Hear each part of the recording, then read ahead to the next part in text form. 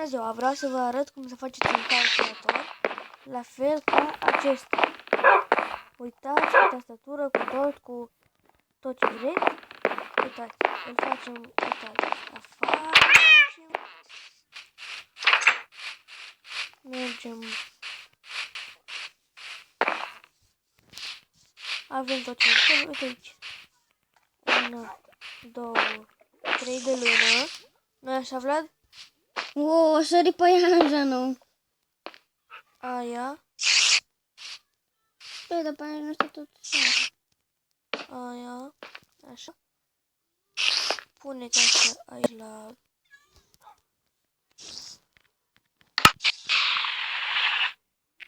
Vreau că te pici lângă capul tău.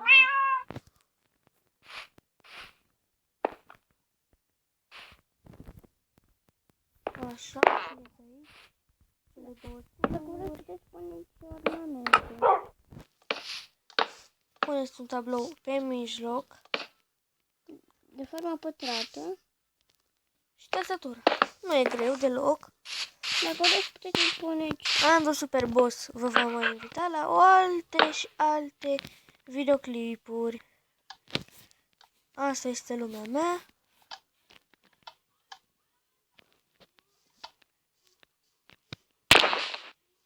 Vreau să încerc ceva.